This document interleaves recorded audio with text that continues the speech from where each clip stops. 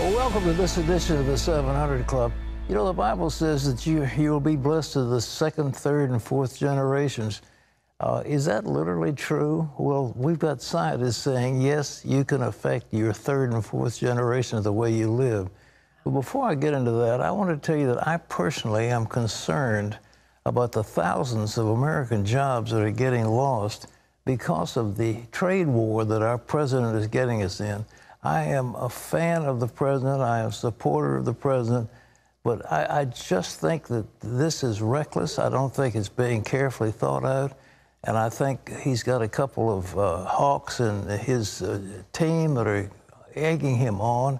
But we're talking about all the way from ginseng production in a small county in Wisconsin to soybeans, to steel, to Foot Lockers, to Harley Davidsons, et cetera. And thousands of American jobs are now being lost because of this, what seems to be reckless trade policy. Now, it may be the art of the deal. You got to be tough, you're bluffing, and so forth. But all I know is that the stock market is roiling up and down. We don't know which way the market is going to go. And Americans are concerned. I mean, those, at least who are involved in enterprise, are concerned. And the Republicans ought to be concerned, because if this keeps up, they're going to lose a lot at the election if they have to run on a high tariff trade war policy. And I don't think the American people want that. Well, switch gears a little bit now. You may not realize, but you watch the mainstream media, but the biggest immigration crisis is not happening across the U.S. border with Mexico. Across the Atlantic, more than 1 million Muslim immigrants have entered Europe, and it's creating a political earthquake. Here's Wendy. That's right, Pat. The European Union basically has an open borders immigration policy, and it's one that was designed by German Chancellor Angela Merkel. Now, the German people are pushing back. And as Dale Hurd reports, half of them want her to resign. Almost half of Germans now want Chancellor Angela Merkel to resign. Her coalition government could collapse if she doesn't get the right EU agreement restricting the number of migrants entering Germany. President Trump tweeted that the people of Germany are turning against their leadership over migration. Trump was mocked for also tweeting that Germany's crime rate is up, although official figures show it's at a 30-year low. But violent crime in Germany is up, and it's because of migrants. 1,000 Europeans have now been injured or killed in terrorist attacks involving migrants since 2014. And Germany has been targeted with terror plots more than any other European nation, by a wide margin. The rebellion against the European Union's migrant policy has now spread to Italy. Italy's new interior minister says, if someone in Europe thinks that Italy should continue to be a landing point and a refugee camp, they are mistaken. 4 of the immigration rebels, the Czech Republic, Slovakia, Hungary, and Poland, refused to participate in the EU summit on migration. The rebellion has also spread to the grassroots in Sweden, where one poll shows the anti-immigration Sweden Democrats with a clear lead heading towards September elections, with some asking if Sweden is about to have its Trump moment. Sweden's refugee policy has imported crime, terrorism, and a lot of refugees that experts say are uneducated and unemployable. Swedish security expert Magnus Norell. If you live in Stockholm, in certain areas of Stockholm, you never see this. You don't have to see this. But in smaller communities, in smaller cities, you can't avoid it. And there is where the change will come. And change is coming to a number of nations in Europe. Dale Hurd, CBN News. Well, it looks like the Europe is following the Trump lead instead of the other way around. Congratulations. Well, here at home, the Trump administration is still working on the situation involving immigrant families at the Mexican border. John Jessup has more on that story. That's right, Pat. Immigration policy. Customs and Border Protection officials saying President Trump's order last week to stop splitting families at the border required a temporary halt to prosecuting parents and guardians unless they had a criminal history.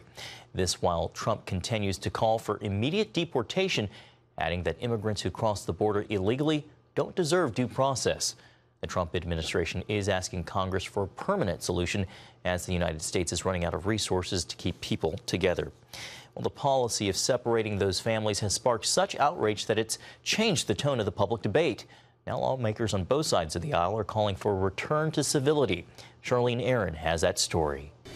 Protests against Trump administration policies has turned into public harassment of officials. White House Press Secretary Sarah Huckabee Sanders getting kicked out of a restaurant, and protesters outside the home of Homeland Security Secretary Kirstjen Nielsen. Shame! Shame! Shame! And it's expanding beyond Washington. Protesters shouting, "You're a horrible person," basically chased Florida Attorney General and Trump supporter Pam Bondi out of a Tampa movie theater. California Democrat Maxine Waters fanned flames by encouraging confrontation. If you see anybody from that cabinet in a restaurant, in a department store, at a gasoline station, you get out and you create a crowd and you push back on them. President Trump warned Waters, tweeting, "Congresswoman Maxine Waters, an extraordinarily low IQ person, be careful what you wish for, Max." Sanders addressed the incident in Monday's press briefing. We are allowed to disagree, but we should be able to do so freely and without fear of harm.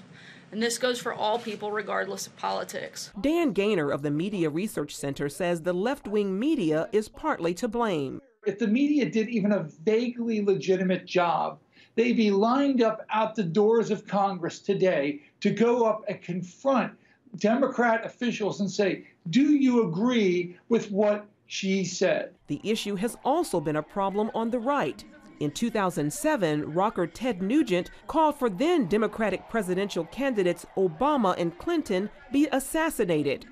But Gaynor says the problem is expanding. We're seeing not just the incidents, but the tenor of things has been ratcheted up to the point that the left doesn't want anyone they disagree with to be able to go to a school without confrontation. Democratic leaders strongly disagree with Waters. No one should call for the harassment of political opponents. That's not right. That's not American. Yesterday, a sign of hope. This picture of former Presidents Bill Clinton and George H.W. Bush reminding us that political rivals can also be friends. In a recent editorial, Republican Senator Orrin Hatch issued a call for civility, saying we all bear the responsibility in some way for the current state of politics and the lack of civility. And because of that, it takes commitment from all of us to fix it. Charlene Aaron, CBN News. Thanks, Charlene. Pat, sound words from Senator Hatch. Extremely so. You know, the thing that was so interesting some years ago when I think one of the political campaigns, Hubert Humphrey was running against Nixon, I think it was. And, you know, when it was over with, Humphrey calls Nixon and they were chatting together like buddies. You know, my father was in the United States Senate and he was a Democrat, but they had a prayer meeting with Republicans on Wednesday, and they met and they read the Bible and they prayed together. And there was this air of civility, and the idea of some congresswoman calling for mobs to come out and attack cabinet members, that was undreamed of. The President of the United States is president of all of us. He is our leader, and he deserves respect, whether you agree with his politics or not. The office of the President of the United States is something that should be held in high esteem by every American. And that's the same thing with cabinet officers and others. We can't have people shouting and mobs driving people out of restaurants and out of the theaters and so forth and crying, shame, shame, shame. I mean, come on, this is ridiculous. And the legislators are there and the cabinet officials are there to give us their best services, their honest opinions, and they're supposed to work hard for the good of all of us. And if you don't agree with them, well, keep your mouth shut, or at least you run for office. And if you don't agree with that, get involved in politics in the civil way of doing it, not in this mob rule. But But if we keep this up, one congressman was quoted as saying, we're on the verge of civil war. We could literally wind up with warring factions in the streets shooting each other. We can't have that in America. We just can't have it.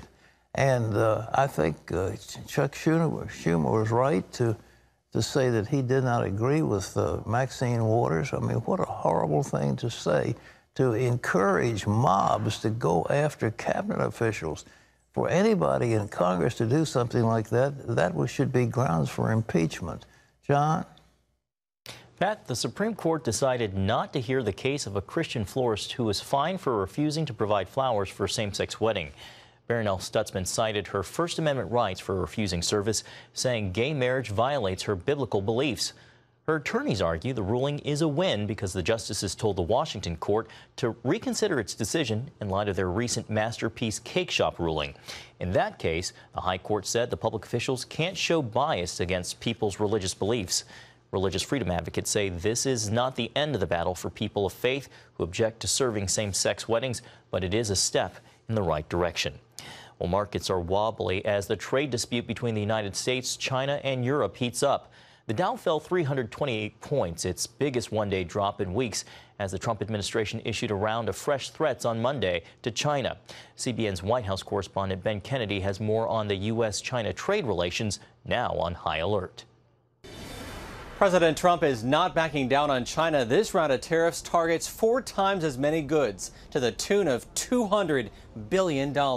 Fears of a trade war builds after President Trump threatens a new 10% tariff on $200 billion of Chinese imports. We're talking about cell phones, we're talking about computers, we're talking about toys, we're talking a lot about electric gadgets that we get from China. Trump's move comes after China slapped the U.S. with $50 billion in tariffs, itself a retaliation for previous U.S. tariffs on Chinese goods. Our past leaders should have never allowed China to get to a point where there's a $500 billion trade deficit with the United States. And they're accusing us of not playing by the rules? I mean, come on, what's wrong with that picture? Stephen Moore advised Trump during his campaign when he highlighted free and fair trade. Steve, you worked with Trump on the campaign trail. During that time, he said he planned to be tough on China. That's Do you for see sure. this as a campaign promise kept? Oh, absolutely. China calls this action blackmail and is prepared to up the ante with more retaliatory tariffs. Do you fear this move by President Trump could actually spark a trade war?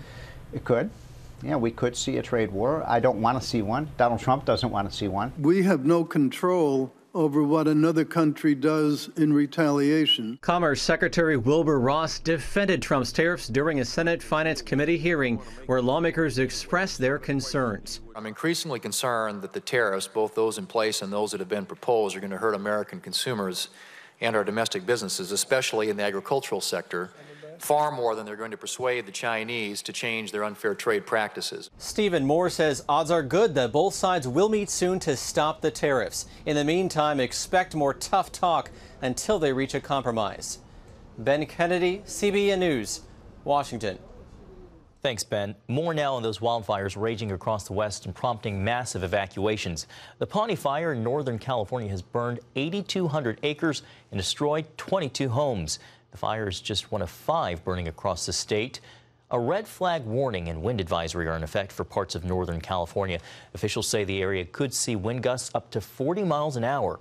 Governor Jerry Brown has issued a state of emergency, and more than 50 large fires are burning across the country. Pat, those high winds aren't going to help firefighters at all. Well, what they say now is that there's not going to be a fire season. There's going to be a fire year, that every year is going to be month after month after month. The extreme drought that is hitting the Southwest is just a killer. And, of course, Jerry Brown attributes it all to the Trump administration and global warming, et cetera, et cetera. I don't necessarily think that's the case. But whatever it is, California, we need to pray for that. The California economy is enormous, and it plays a huge role in the United States. And to see these fires just burning, it's a terrible thing. And I don't know what they're going to do about it. I mean, they're plagued by these. You know, every year we report on this, but to have an entire year where they're dealing with it, that's a different story. It's totally different, and it will decimate that state after a while. You know, California means hot coast. It is a hot. Oh, that's right. Caliente means hot. Okay, so yeah. California. Makes sense. Okay.